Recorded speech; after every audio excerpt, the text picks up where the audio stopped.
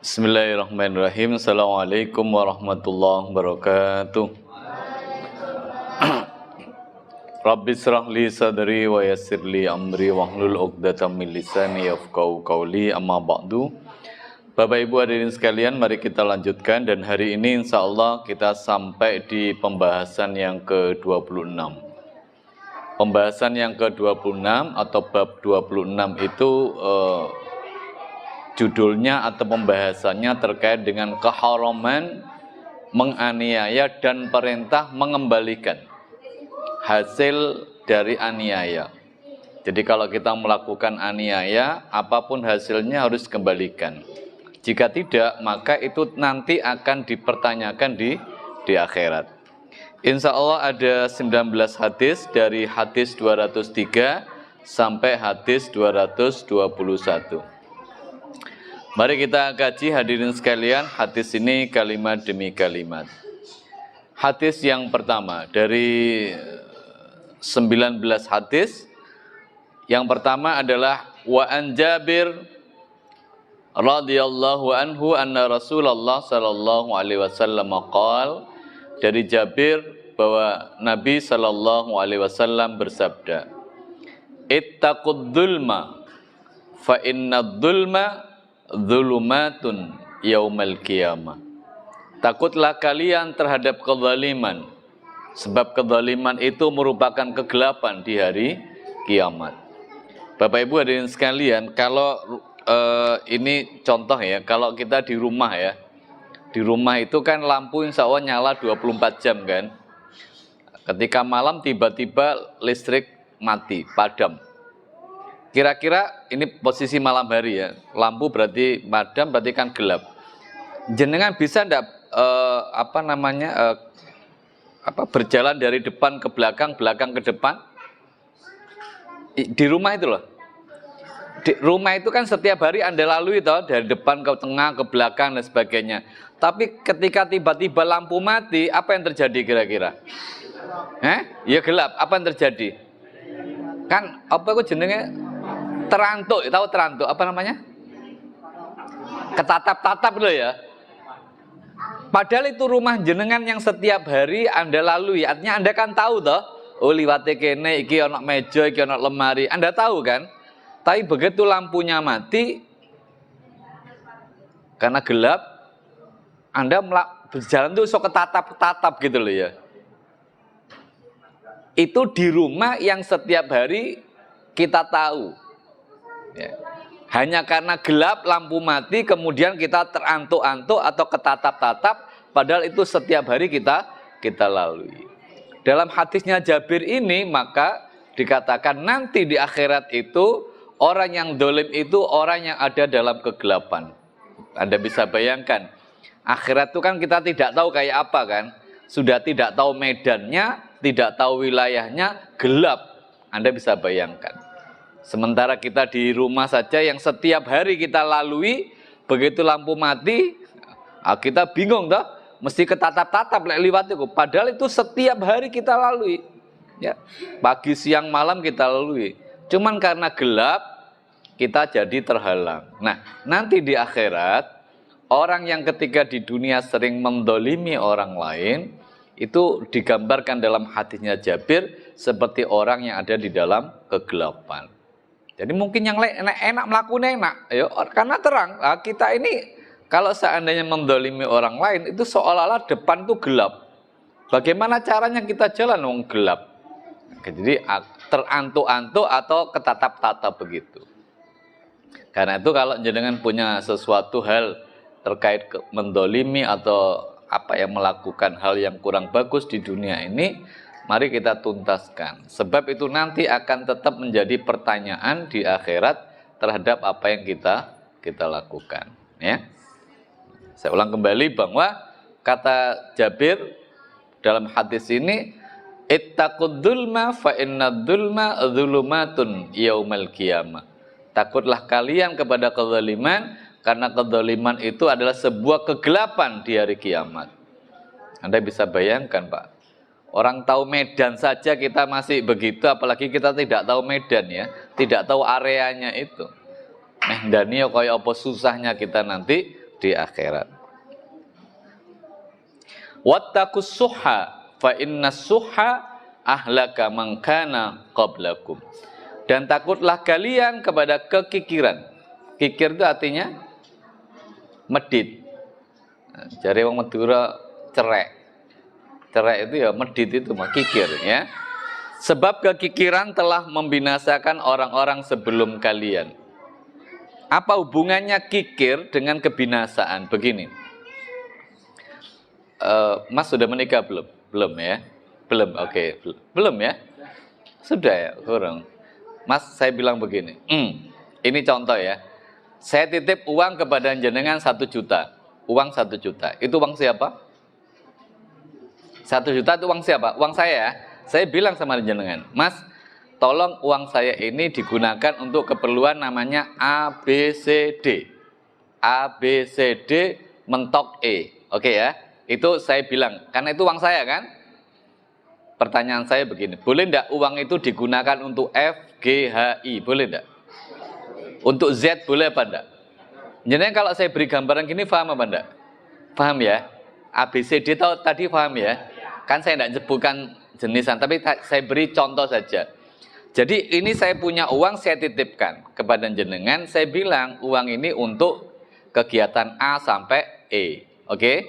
Nah, kemudian setelah diterima sama beliaunya ini digunakan untuk F. Boleh apa tidak? G, boleh apa enggak? Apalagi sampai Z kan enggak boleh. Kenapa? Karena itu uang titipan. Setuju sampai di sini? Setuju ya? Nek duit dewe boleh enggak? Maka ketika saya bilang, Mas, uang saya digunakan untuk apa? Untuk F. Boleh nggak saya bilang? Loh. Atau boleh nggak saya tanya? Loh, kok digunakan untuk F? Boleh nggak? Beliau ngomong, loh, sakarepku. Boleh nggak ngomong gitu? Kenapa? Ya kan titipan. Tidak sesuai amanah. Oke? Oke. Saya beri contoh itu yang pertama. Yang kedua, ini titipan loh ya.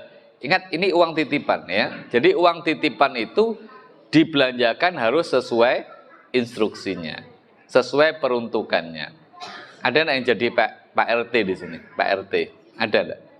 Pun di Pak RT? Enggak ada ya, oke. Saya beri contoh, RT itu biasanya tiap bulan kan nari iuran warga toh? Gitu? Untuk apa uang itu? Ya untuk kepentingan kampung kan?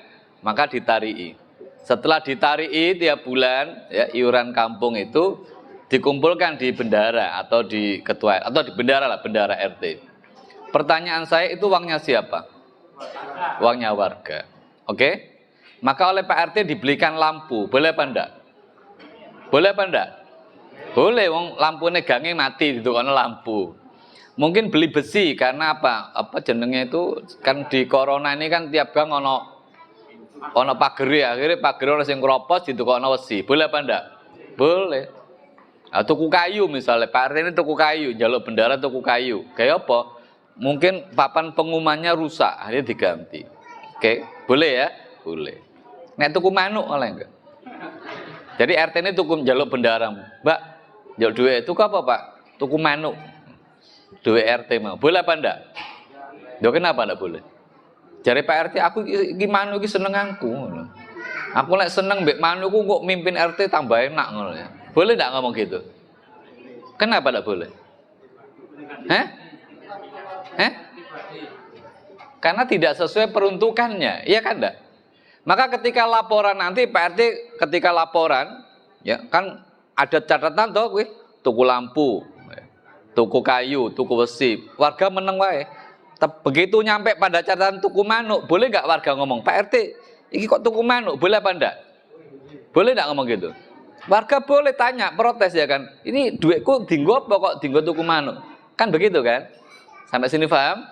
Oke, sekarang yang ketiga. Bapak Ibu hadirin sekalian, yang jenengan bawa sekarang, mungkin ada yang bawa dompet para jamaah ini, atau yang Anda titipkan di tempat lain, atau yang ada di rumah. Itu pertanyaan saya, itu uang jenengan atau titipan? Serius? Saya ulang kembali. Uang yang jenengan bawa sekarang, ya, atau yang Anda punya sekarang, itu sakjane duit sampean atau benda jenengan atau titipan? Mosok. Sebab jenengan kadang-kadang kan membelanjakannya sakarepe dhewe kan. Syukur gelem kepingin iki tuku iki. Ingat loh Bapak Ibu hadirin sekalian, nanti ada 2 paket pertanyaan yang itu jadi satu. Apa itu? Yang pertama adalah dari mana engkau dapatkan? Apa itu? Harta benda engkau dapatkan dari mana? Yang kedua, untuk apa engkau belanjakan? Karena ini titipan dan kita yakin toh bahwa yang kita miliki ini kan titipan dari Allah. Maka secara teori kalau titipan itu mari kita gunakan sesuai dengan instruksinya. Silakan Anda melakukan apa saja, tapi ingat nanti Anda akan dimintai pertanggungjawaban. Sesuai tidak peruntukannya. Anda punya kebutuhan namanya A, B, C, D, E, F. Itu kemudian sampai Z. Apakah Anda keluarkan A dulu apa Z dulu? Silakan. Kalau Anda bisa jawab, tidak masalah. Khawatir saya Anda tidak bisa jawab nanti. Karena paket pertanyaannya adalah dari mana engkau dapatkan, kemudian untuk apa engkau belanjakan. Saran saya Bapak Ibu, mari yang kita, sebetulnya yang kita miliki itu kan bukan milik kita, itu kan titipannya Allah. Kalau kita yakin bahwa itu titipannya Allah, maka secara filosofi titipan itu harus sesuai dengan peruntukannya. Jangan asal-asal saja. Nah, kita ini kan kadang asal mau kan beli A, beli B, beli C. Ngapunten saya ini ya ngingatkan saya dan keluarga saya dan juga para hadirin. Ada orang ibu-ibu ya wis duwe panci misalnya 1, 2, 3, 4. Pancine 4 sik kena digawe kabeh, kena digawe kabeh. Ya. Maru ana demo, ngerti demo ya? Demo yang biasanya keliling-keliling itu ya. Ngono ya tuku meneh. Begitu ditanya sama suaminya, "Bu, Dek, iki kan sik kena digawe pancine." Ini model anyar jadi. Ngomongin model. Kenapa? Makanya nanti akan ada pertanyaan. Lho pancimu sik kena digawe kok iki tuku maneh iki ya apa? Itu menjadi sebuah pertanyaan nanti. Kalau saya mengatakan loh, tapi ini kan uang saya Pak loh. Kita kan punya pikiran itu uang kita atau titipan dari Allah. Kalau jenengan menganggap uang jenengan ya sakarepe sampean. Tapi saya sampaikan bahwa apa yang kita miliki ini sebetulnya bukan milik kita. Apa buktinya? Kita tidak berkuasa atas apa yang kita miliki. Kalau itu milik kita loh ya. Paham maksud saya? Ini rada jeru, jenengan paham apa tidak? Contoh begini ya, saya beri contoh. Kalau kita menganggap bahwa ini isinya dompet, ini dompet tak bawa, ini punya saya. Bukan, ini titipan. Kalau ini punya saya, dompet ini, maka saya berkuasa atas isi dompet ini. Apa kekuasaan saya? Kapan saya keluarkan, kapan tidak saya keluarkan. Kan begitu. Faktanya saya tidak bisa atau saya tidak berkuasa atas isi dompet ini. Iya apa tidak? Maksudnya gimana Pak? Keluarnya isi dompet ini kadang-kadang di luar kekuasaan saya.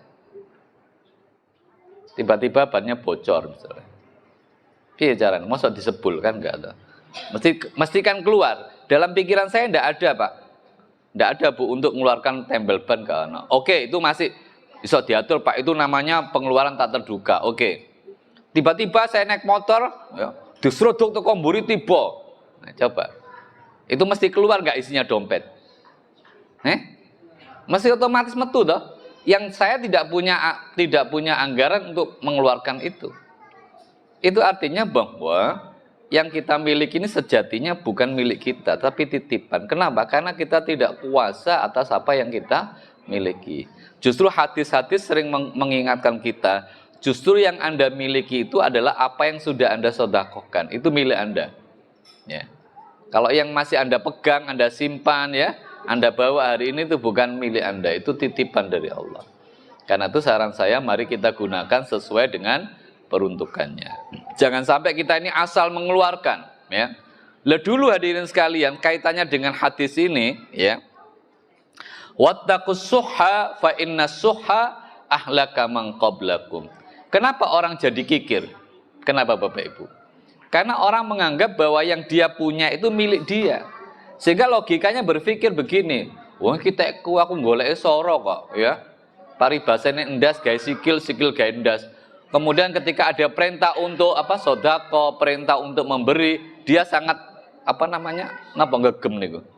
Hemat, hemat, pelit ya toh. Eman. Kenapa? Karena dia pikir, wah ini usaha saya, Pak. Lagi-lagi ingin saya katakan Bapak Ibu, bahwa apa yang ada dalam diri kita, ya, harus kita akui bahwa tidak murni semuanya usaha kita. Kita harus sebagai Muslim harus yakin bahwa itu ada campur tangan dari Allah, ya kan? Sebab logikanya begini, kalau orang berusaha mesti mendapatkan, ya, saya ingin tanya, apakah mesti? Orang berusaha mesti mendapatkan? Mesti apa tidak? Kan belum tentu, Pak. Ada buku namanya Manjada Wajada.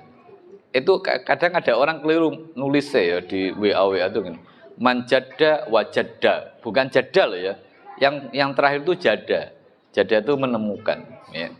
Kebetulan penulisnya adalah namanya Akbar Zainuddin, itu satu angkatan dengan saya. Jadi di buku itu ditulis Manjada Wajada. Saya kritik dia. Sebab kalau itu hanya itu yang dipakai, ya, hanya, saya bilang hanya loh ya, dia melupakan sisi kemuslimannya. Pokoknya usaha mesti oleh. Kalau saya bilang belum tentu. Ayo sampean metu saiki. Nyambut gawe mulai isuk sampai bengi. Urung karuan oleh. Ya kan? Dan saya sudah kasih teori di sini tentang rezeki itu kan, bahwa apapun usaha kita, jika memang Allah tidak mengizinkan, tidak bisa. Maka mudah-mudahan apa yang Anda punya saat ini, atau yang Anda miliki saat ini, yang Anda pegang saat ini, yang Anda bawa, Anda simpan, yakinkan dalam diri Anda bahwa itu adalah titipan Allah. Kalau itu titipan, filosofinya kayak tadi, ya, sesuai dengan peruntukan. Ya, tidak boleh kita asal.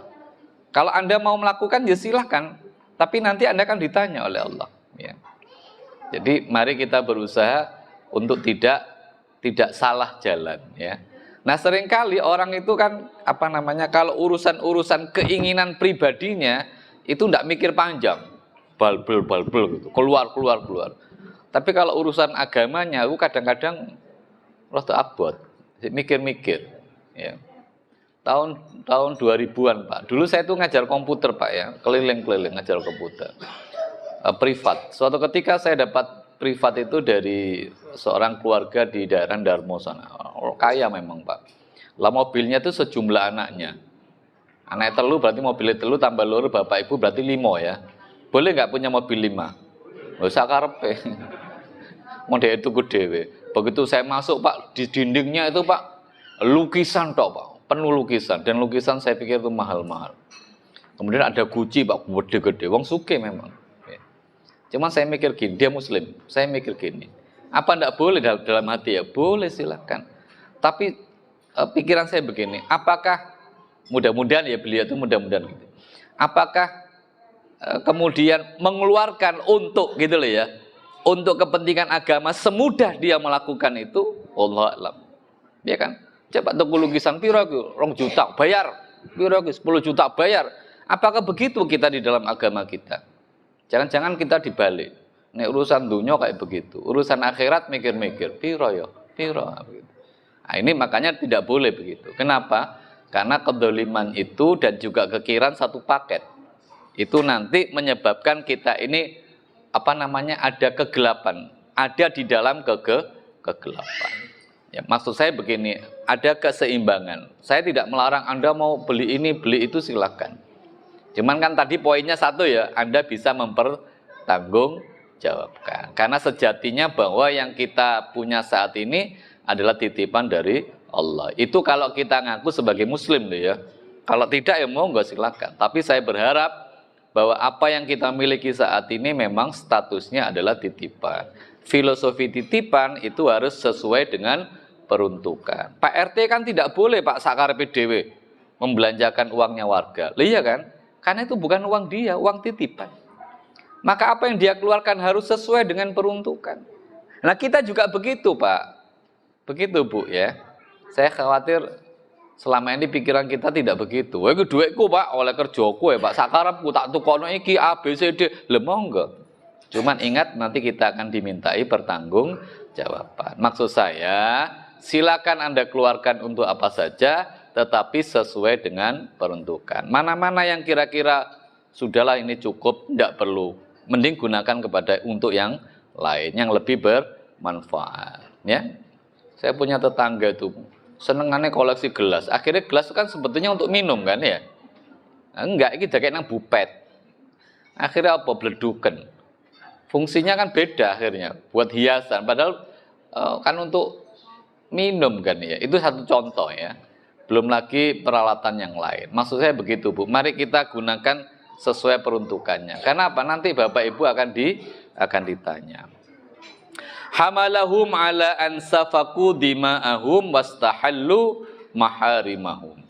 Kedzaliman dan kekikiran itu mendorong mereka untuk menumpahkan dan mendorong mereka untuk menghalalkan wanita-wanita yang diharamkan oleh Allah bagi mereka. Dulu Bapak Ibu hadirin sekalian, di zaman Nabi ya, ada beberapa ini memang begini ya, syariat agama itu termasuk Islam itu datang setelah melihat sebelumnya itu seperti apa, kemudian dikondisikan saat itu sesuai dengan kondisinya, dan andaikan ada perubahan-perubahan itu diubahnya secara gradasi. Paham gradasi ya? Bertahap, tidak langsung ya.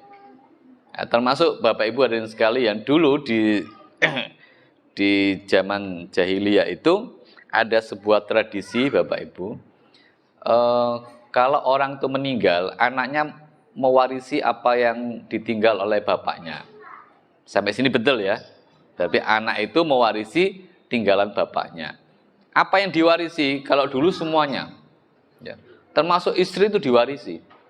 Jadi kalau bapaknya punya istri 2 atau istri 3, terus bapaknya meninggal, maka anaknya itu boleh menikahi ibunya. Masya Allah.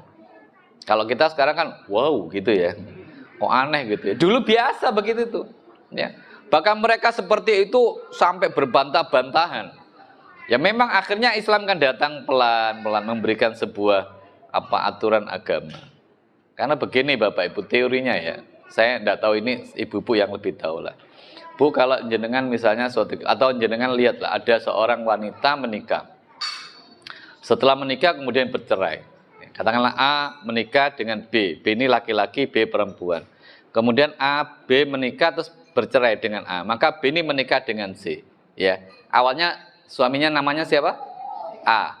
Kemudian menikah B ini menikah dengan C. Saya ingin tanya, andaikan A ketemu C itu ya bos? Iki cerainya cerai hidup ya, bukan cerai mati. Misalnya suatu ketika A ketemu dengan C, ya apa kira-kira? Perasaan C gak enak apa ya? Biasa-biasa. Mesti ada perasaan gak enak loh. Ya kan, dan biasanya ini kan tidak suka sama C, betul apa enggak? Karena biasanya suami itu tidak suka kepada mantan suami istrinya, begitu ya Pak ya?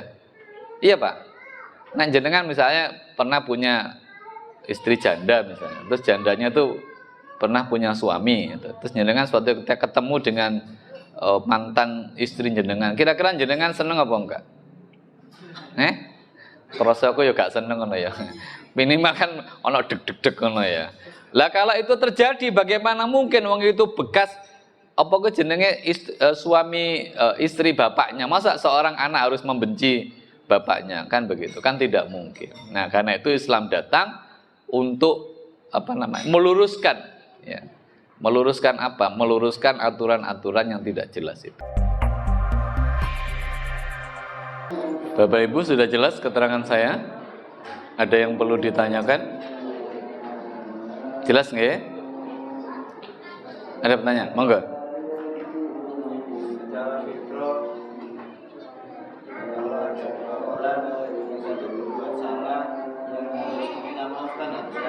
Oke. Tapi banyak yang terjadi itu yang benar malah minta maaf. Itu hukumnya gimana? Oke. Jadi rumusnya ya, sebetulnya yang minta maaf tentu adalah yang salah. Itu rumus, sudah pasti itu. Lantas ada pertanyaan, kalau begitu gimana Pak Wong dia? Masanya begini, itu boleh jadi begini. Masing-masing rumongso gak ngakoni salah kan begitu. Iya kan? Anda tahu salahnya yang mana? Bagi dia Anda yang salah, bagi Anda dia yang salah. Terus salahnya di mana? Iya apa tidak? Saya ingin tanya. Orang begitu kira-kira pikirannya apa kira-kira? Rumangsane dia sing salah Maka dia mikir, yaudah sing kudu minta maaf ke saya. Bagi yang satunya, yo nggak bisa, dia yang salah. Itu masalahnya. Contoh saja. Ya apa? Dulu saya pernah nyelang air kan. Nyelang itu pakai selang itu ya? Oke, ya. Iya. Di rumah A. Oke. Ketika saya butuh air, dibilang ngantri lah. Oke. Masih dipakai lah. Antrian yang lama ya. Iya. Akhirnya saya nyelang di rumah yang B. Oke. Karena lebih praktis. Siap. Dia langsung nyambung selang dari belakang. Oke. Rumah itu dan pakai tarik selang. Padahal air itu kan saya beli. Iya. Terus masa saya kalau mau pindah dari beli ke A ke B itu harus izin yang A dulu. Oh. Nah, anehnya semenjak itu tak sopo gak nyaut tuh. Iya. Iya. Ya itu berlarut-larut. Ya, akhirnya ya saya biarkan aja karena saya kan tidak garai. Kan? Iya, betul. Ini ternyata istri saya minta pindah nyelang ya karena faktor itu. Oke. Kalau terjadi begitu gimana? Ya selesai, wong Anda juga tidak punya masalah kan? Kan selesai masalahnya. Artinya gak garai kan? Ya masalah. Ya seperti saya bilang begini, ada orang misalnya nyetel buanter dielingno, mestinya kan berterima kasih, Pak. Tapi di Indonesia, Surabaya ini kan malah tidak. Justru sing ngandani malah dimusuhi. Padahal yang bener kan? Artinya jenengan mendolimi orang loh. Masalahnya mungkin dia tidak ngerti agama, lah itu masalahnya. Kalau gitu gimana Pak? Saya bilang tadi kan dalam hadis ini alastu ballagta, saya bilang begini ya. Bapak Ibu hadirin sekalian, apa benar bahwa orang Indonesia kaduan, apa benar orang Jawa Timur atau orang Islam Surabaya sing tidak ngerti hukum ada ndak kira-kira? Ada, tapi banyak yang ngerti apa sedikit yang ngerti? Kan banyak yang ngerti hukum toh.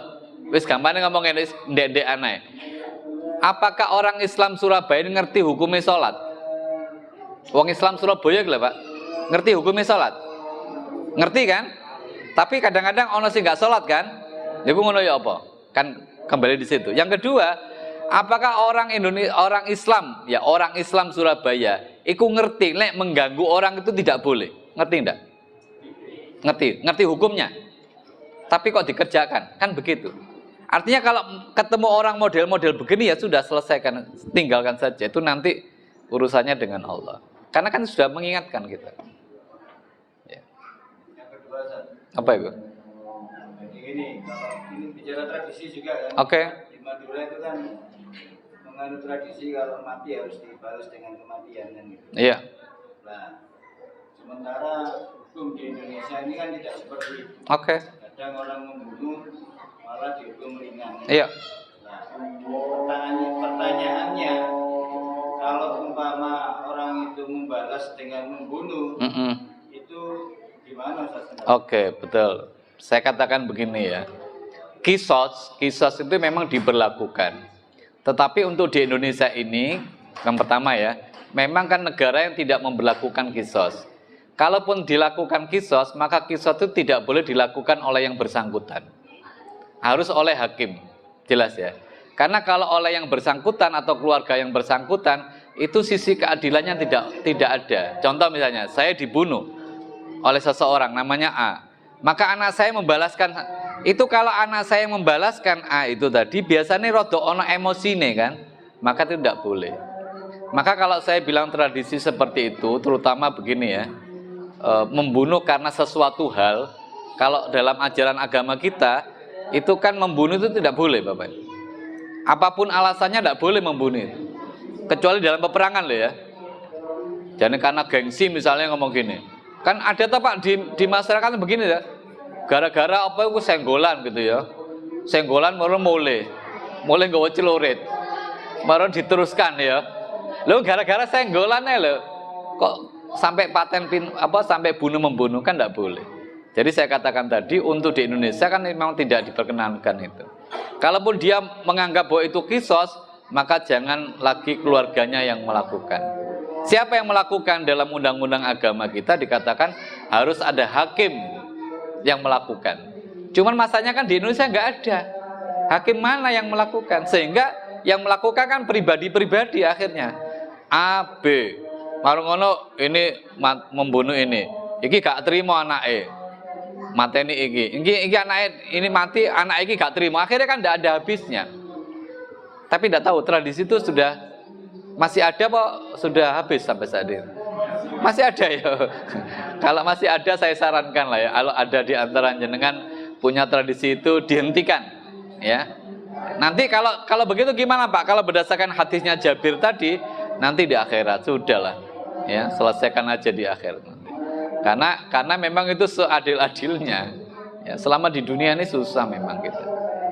Ya saya dengar katanya masih ada begitu ya di suku-suku tertentu di Indonesia ini. Apalagi gara-gara wanita misalnya sampai terus di bojone digawa uang terus dipateni. Kalau jenengan begitu apa tidak? Nek bojo sampean melayu melok uang terus ya apa? Golek mana ya? Lapo sampai membunuh orang itu? Ndak usah. Ya. Katanya demi gengsi. Ya. Kalau Islam melarang kita membunuh orang, katanya membunuh satu orang sama dengan membunuh seluruhnya. Apa mana kok gara-gara ngono kuwi ndak usah, ya. Yang boleh itu di dalam peperangan. Saya kira cukup sekian Bapak Ibu nggih. Terima kasih atas perhatiannya. Saya berharap mudah-mudahan dengan ngaji ini kita ini semakin baik. Saya pesan ya, tunjukkan bahwa kita ini muslim yang baik. Bukan baik di mata Allah tapi juga baik di mata manusia. Tunjukkan ya. Dengan apa? Dengan sikap dan perilaku kita yang baik. Jangan sampai mendolimi orang lain. Itu saja, titik ya. Apapun Anda berusaha untuk tidak mendolimi orang lain. Assalamualaikum warahmatullahi wabarakatuh.